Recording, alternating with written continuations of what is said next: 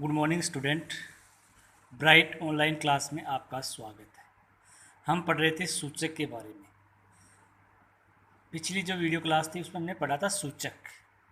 तो जो क्षार और अम्ल का पता लगाने के लिए सूचक का प्रयोग किया जाता है, तो वो सूचक दो प्रकार के होते हैं। एक प्राकृतिक सूचक जिसमें हमने लिटमस पत्र और हल्दी पत्र के बारे में और एक गुड़हल पत्र के बारे में पढ़ा था, और दूसरा प्रकार होता है कृत्रिम सूचक यानी मानव निर्मित, यानी जिसका निर्माण मनुष्य के द्वारा किया जाता है।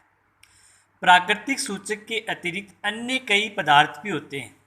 यानी प्राकृतिक सूचक कौन कौन से हैं? लिटमस पत्थर, हल्दी पत्थर और गुड़हल पत्थर। इसके अलावा कई अन्य पदार्थ भी होते हैं जो सूचक का कार्य कर सकते हैं, जैसे फिनोप्थेलिन तथा मेथिल ऑरेंज, दो ऐसे मानव निर्मित सूचक हैं जिनका निर्माण मनुष्य के द्वारा किया जाता है। गतिविधि 8। देखो गतिविधि 8 क्या कहती है कि दो परख नली लीजिए, यानी दो कांच की बनी हुई परख नली लेते हैं और जिसका एक का नाम दे दिया ए और दूसरी का नाम क्या देते हैं? बी। अब परख नली ए में, यानी दो परख नली ले ली, एक परख नली ये है और दूसरे वाली ये है, ये ए है और ये बी है। अब ए वाले में क्या लेना है? सोडियम हाइड्रोक्साइड NaOH का विलयन लेते हैं, और परख नली बी में हाइड्रोक्लोरिक अम्ल, यानी इसमें तो लेते हैं HCl और इसमें लेते हैं NaOH। परख नली ए में फिनोप्थेलिन तथा परख नली बी में मेथिल ऑरेंज की कुछ बूंदे डालते हैं। देखो ए में तो फिनोप्थेलिन की कुछ बूंदे और बी परख नली में मेथिल ऑरेंज की कुछ बूंदे डाली जाती है। तो परख नली ए का रंग क्या, अब फिर देखते हैं तो जैसे डालते हैं तो परख नली ए है उसका रंग क्या हो जाता है? गुलाबी, और परख नली बी का रंग क्या हो जाता है? लाल हो जाता है। अतः हम कह सकते हैं कि फिनोप्थेलिन तथा मेथिल ऑरेंज कृत्रिम सूचक यानी मानव निर्मित का कार्य, यानी कृत्रिम सूचक का काम करते हैं, कृत्रिम सूचक का कार्य करते हैं। अब फिनोप्थेलिन तथा तनोहाइड्रोक्लोरिक अम्ल व मेथिल ऑरेंज को सोडियम हाइड्रोक्साइड के विलयन में डालकर रंग परिवर्तन को भी क्या किया जाता है? नोट किया जाता है। तो ये था आपका कृत्रिम सूचक जिसका निर्माण मनुष्य के द्वारा किया जाता है। लवण, लवण क्या होते हैं? यानी लवण, साल्ट। परख नली में इसके लिए क्या करते हैं? परख नली में कास्टिक सोडा NaOH का जलीय विलयन बनाते हैं। एक परख नली ले लेते हैं और उस परख नली में कास्टिक सोडा NaOH का क्या मिलाते हैं? जलीय विलयन बनाते हैं। इसमें 2-3 बूंदें फिनोप्थेलिन सूचक की मिलाने पर विलयन क्या हो जाता है? गुलाबी हो जाता है। विलयन का रंग कैसा हो जाता है? गुलाबी हो जाता है। अब इस विलयन में ड्रॉपर की सहायता से बूंद बूंद करके हाइड्रोक्लोरिक अम्ल मिलाते हैं, यानी जो गुलाबी जो विलयन प्राप्त हुआ उसमें ड्रॉपर की सहायता से हाइड्रोक्लोरिक अम्ल यानी HCl की कुछ बूंदें मिलाते हैं। तो हम देखते हैं कि अम्ल की एक निश्चित मात्रा मिलाने पर, यानी अम्ल की एक निश्चित मात्रा मिलाने पर जो विलयन का रंग जो गुलाबी था वो रंग धीरे धीरे क्या होने लग जाता है? लुप्त होने लगता है, यानी गायब होने लग जाता है, यानी वहाँ से गायब हो जाता है। तो ऐसा क्यों हुआ? ऐसा क्यों हुआ? ऐसा इसलिए होता है कि जो सोडियम हाइड्रोक्साइड है NaOH है और हाइड्रोक्लोरिक अम्ल HCl से क्या करेगा? अभिक्रिया करेगा।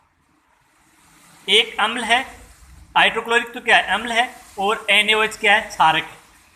ये दोनों आपस में क्या करेंगे? रासायनिक अभिक्रिया करेंगे, और रासायनिक अभिक्रिया करके सोडियम क्लोराइड तथा जल बनता है, यानी सोडियम क्लोराइड NaCl का निर्माण करेंगे और जल का निर्माण करेंगे, और साथ में क्या निकलेगी? ऊष्मा निकलेगी। और इस जो ये अभिक्रिया वो क्या कहलाती है? उदासीनीकरण अभिक्रिया कहलाती है। यह अभिक्रिया क्या कहलाती है? उदासीनीकरण अभिक्रिया कहलाती है। अब इसको परिभाषा के रूप में कैसे लिखेंगे कि वे ऐसी अभिक्रिया या वे अभिक्रिया जिसमें कोई अम्ल अम्ल कौन सा था? HCl। क्षारक NaOH यानी सोडियम हाइड्रोक्साइड।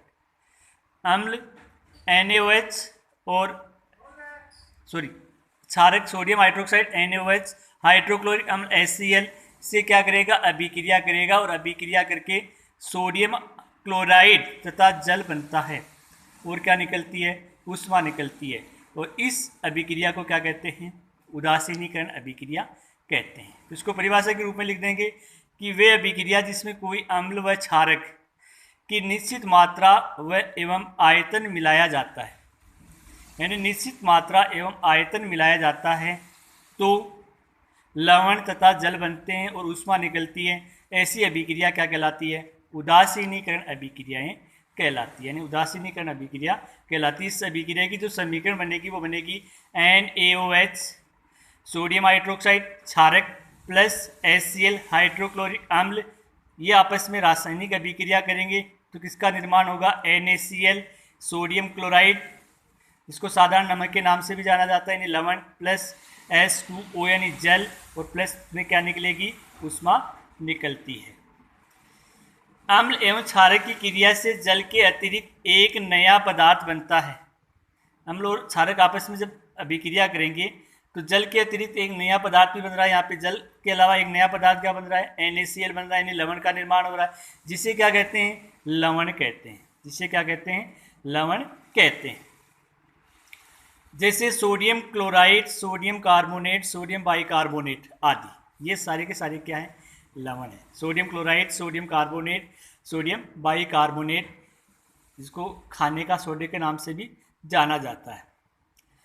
इनके विलयनों का लिटमस परीक्षण करते हैं, यानी ये जो इनके जो विलयन है इनका लिटमस के ऊपर जब परीक्षण करते हैं तो हम ये पाएंगे कि लिटमस पत्र पे कोई प्रभाव नहीं डालते हैं, यानी जिसका का जैसा लिटमस पत्र है वैसा का वैसा उसका रंग रहता है, उसके रंग में कोई परिवर्तन नहीं होता है, यानी ये जो विलयन है कोई प्रभाव नहीं डालते हैं, अर्थात ये क्या होते हैं?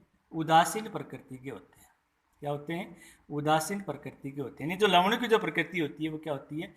उदासीन होती है, और लिटमस जो पत्थर है उसके ऊपर कोई प्रभाव नहीं डालते हैं। तो ये हो गया लवण और उदासीनीकरण अभिक्रिया। अब बात करेंगे कि जो लवण के जो गुण है, लवण की जो विशेषता क्या होती है, कौन कौन से उसके गुण पाए जाते हैं। तो पहला गुण है, जो लवण होते हैं वो किस अवस्था में होते हैं? ठोस अवस्था में मिलते हैं, यानी सॉलिड अवस्था में ठोस होते हैं। पदार्थ की जो अवस्था पढ़ी थी हमने, ठोस, द्रव और गैस, उनमें से जो एक अवस्था थी ठोस। तो कहने का मतलब है कि जो लवण होते हैं वो होते हैं ठोस अवस्था में होते हैं, यानी ठोस होते हैं, सॉलिड होते हैं। दूसरी बात करेंगे कि सामान्यतः लवण उदासीन होते हैं। उदासीन इसलिए होते हैं कि वे लिटमस पत्र के ऊपर कोई भी प्रभाव नहीं डालते हैं, न्यूट्रल रहते हैं एकदम, जैसे लिटमस पत्र का जो रंग है उसमें कोई परिवर्तन नहीं करते हैं, कोई प्रभाव नहीं डालते हैं। तो अतः हम कह सकते हैं कि ये कैसी प्रकृति के होते हैं? उदासीन प्रकृति के होते हैं। ये हो गया दूसरा। और तीसरा, जो लवणों के जलीय विलयन है वो विद्युत के क्या होते हैं? सुचालक होते हैं। लवणों के जो जलीय विलयन है वो क्या होते हैं? सुचालक होते हैं। यानी थोड़ी मात्रा में, अगर जैसे आंसू जल होता है वो विद्युत का क्या होता है? कुचालक होता है।